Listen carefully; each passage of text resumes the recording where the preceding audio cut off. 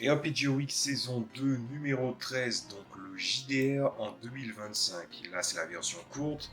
Qu'est-ce que le JDR en 2025? Est-ce la même chose que quand vous avez commencé? Qu'est-ce qui a changé? Qu'est-ce qui devrait changer?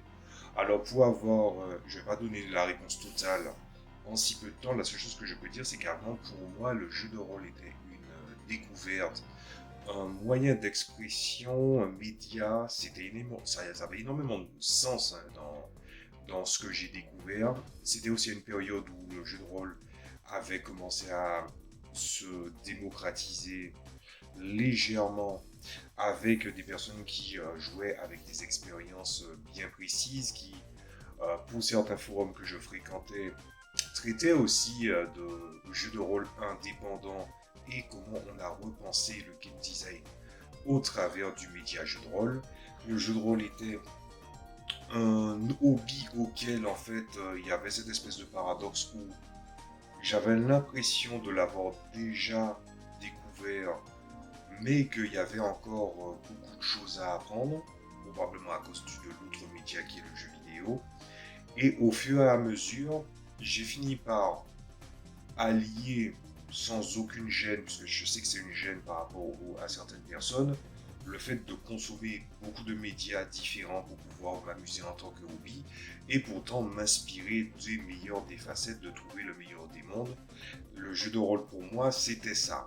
Le jeu de rôle a pris une autre dimension pour moi et aussi dans, on va dire, l'entourage autour de ce que je vois concernant le jeu de rôle.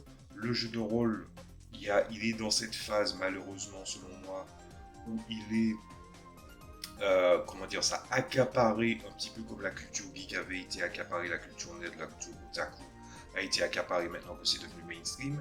Et du coup, en fait, les gens non seulement sont venus, entre guillemets, euh, pas s'accaparer seulement, mais aussi essayer de transvaser le meilleur et le pire, surtout le pire de ce qu'ils ont amené.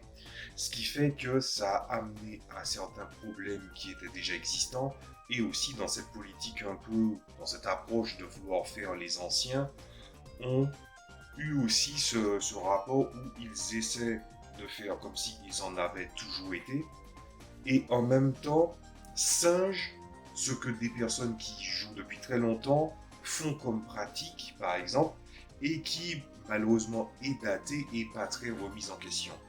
Ce qui fait que au-delà de ça, je pense que malgré une présentation, on va dire, assez négative, il y en a beaucoup à en dire.